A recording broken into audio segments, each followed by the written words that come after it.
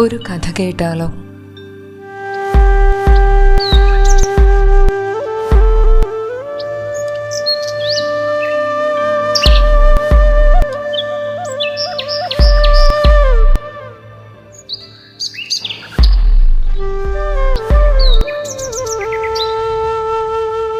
അതെ, ഒരു നല്ല കഥ കേൾക്കാം. ഗായത്രി മന്ത്രം ആവിർഭവിച്ച കഥയാണ്. പണ്ട് സത്യയുഗത്തിൽ കൗശികൻ എന്നു പേരുള്ള വളരെ പരാക്രമിയായ ഒരു രാജാവ് ജീവിച്ചിരുന്നു. അദ്ദേഹത്തിൻ്റെ രാജ്യത്തിലായിരുന്നു വസിഷ്ഠ മഹർഷിയുടെ ആശ്രമവും. ഒരു ദിവസം രാജാവ് തൻ്റെ സൈന്യത്തോടൊപ്പം രാജ്യക്ഷേമാർത്ഥം നാട് ചുറ്റുന്നതിനിടയിൽ വനത്തിനുള്ളിലെ വസിഷ്ഠ മഹർഷിയുടെ ആശ്രമത്തിൽ എത്തിച്ചേർന്നു. മഹർഷി സ്നേഹപൂർവം രാജാവിനെ സ്വീകരിച്ചു. കുശലാന്വേഷണങ്ങൾ നടത്തി. നീണ്ട നാളത്തെ യാത്രയായതിനാൽ രാജാവും സൈന്യവും വളരെ ക്ഷീണിതരായിരുന്നു. ബ്രഹ്മർഷി വസിഷ്ഠൻ കൗശികനെയും പരിവാരത്തെയും ഭോജനത്തിനായി ക്ഷണിച്ചു. അദ്ദേഹത്തിൻ്റെ ക്ഷണം കേട്ട് അല്പം അമ്പരന്നുവെങ്കിലും രാജാവ് ആദരപൂർവ്വം ഭക്ഷണം കഴിക്കാമെന്ന് സമ്മതിച്ചു. 100ഓളം സൈനികർ രാജാവിനൊപ്പം ഉണ്ടായിരുന്നു. ഇവർക്കെല്ലാം വേണ്ട ഭക്ഷണമുണ്ടാക്കാനുള്ള ആൾബലമോ സംഭരണശാലയോ ഒന്നും തന്നെ ആ ആശ്രമത്തിൽ ഉണ്ടായിരുന്നില്ല. മഹർഷി രാജാവിനോടും പരിവാരങ്ങളോടും തൊട്ടടുത്തുള്ള നദീതീരത്തു പോയി സുഖമായി സ്നാനം ചെയ്ത ശേഷം ആശ്രമത്തിലെത്തുവാൻ പറഞ്ഞു. അവർ നദീതീരത്തേക്ക് യാത്രയായി.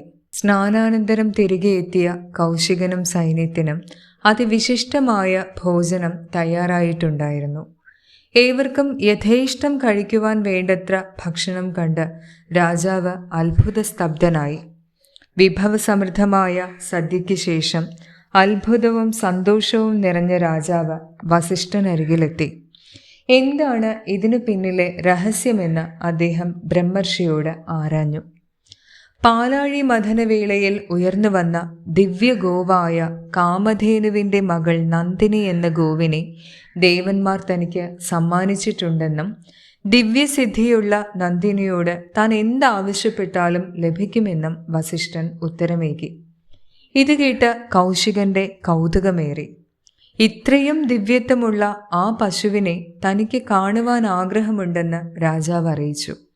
തുടർന്ന് വസിഷ്ഠ മഹർഷി രാജാവിനെ തൻ്റെ ഗോശാലയിലേക്ക് കൂട്ടിക്കൊണ്ടുപോയി.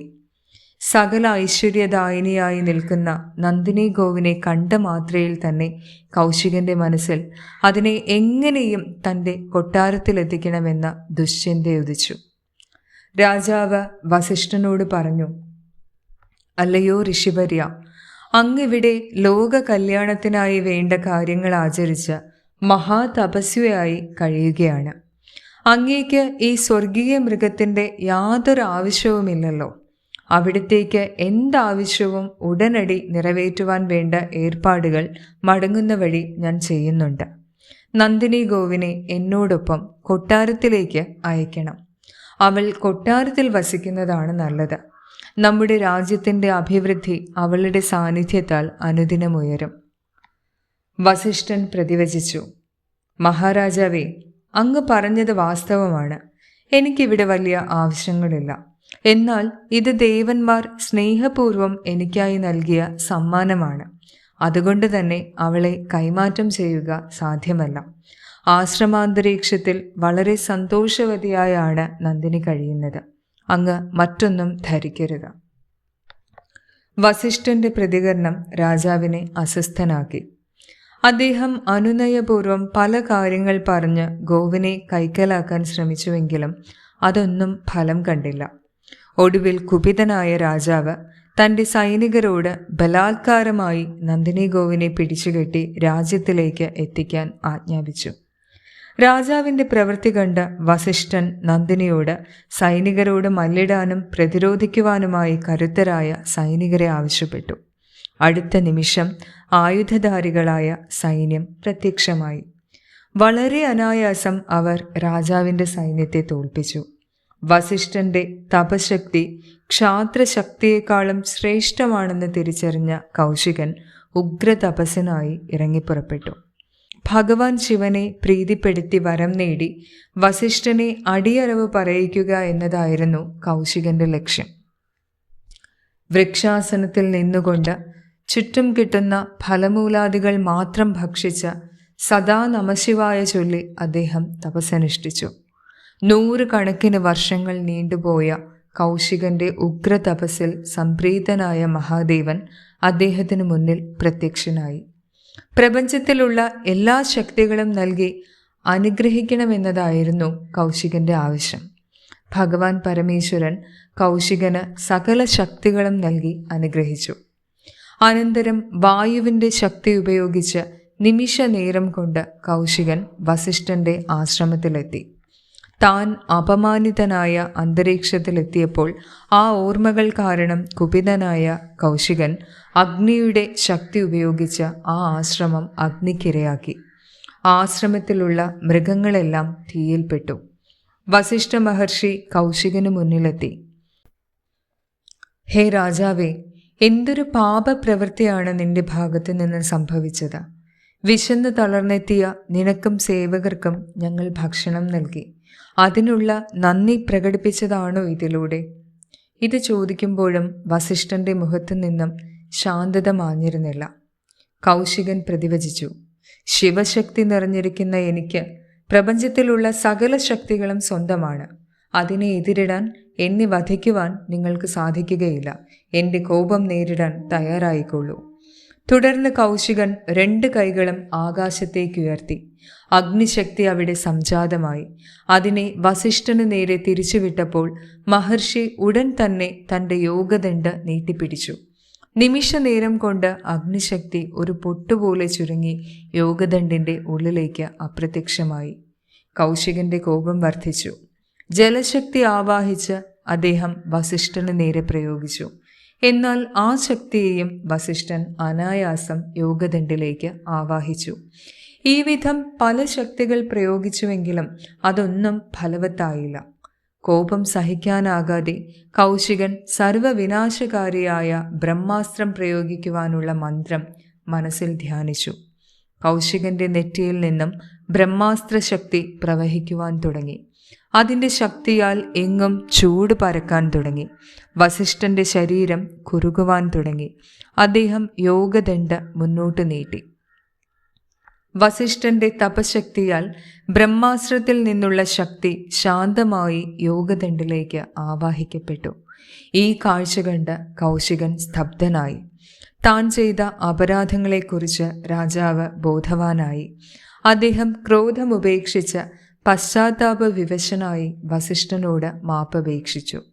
ആത്മീയമായ ഉന്നതിയും ഊർജവുമാണ് ഏറ്റവും ശ്രേഷ്ഠമെന്ന് തിരിച്ചറിഞ്ഞ രാജാവ് വീണ്ടും തപസ്സനുഷ്ഠിക്കുവാൻ തീരുമാനിച്ചു.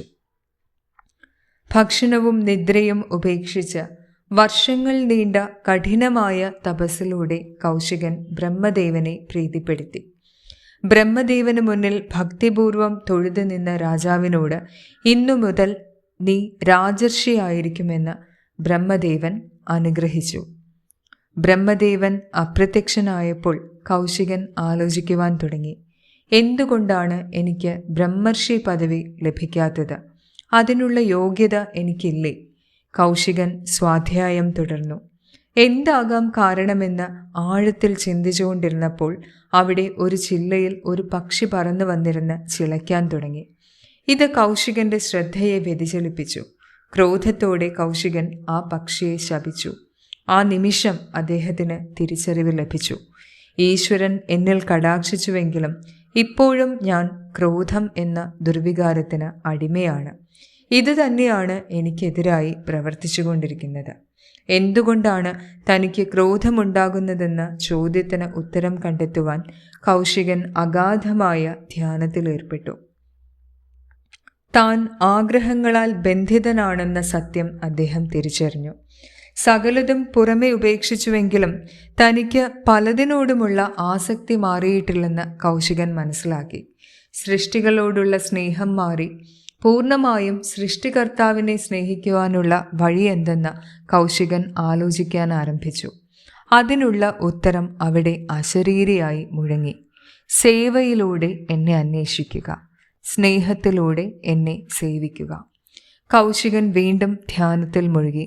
ആഗാധ ധ്യാനത്തിനൊടുവിൽ ബ്രഹ്മർഷി പദമെന്ന ആഗ്രഹം അയാളിൽ നിന്നും ഇല്ലാതായി. എല്ലാവിധ മാനസിക ബന്ധനങ്ങളിൽ നിന്നും കൗശികൻ മുക്തനായി. 100 കണക്കിന് വർഷങ്ങൾ കൗശികൻ ആ ധ്യാനം തുടർന്നു. അതിൽ സംപ്രീതനായ മഹാവിഷ്ണു അദ്ദേഹത്തിന് മുന്നിൽ പ്രത്യക്ഷനായി.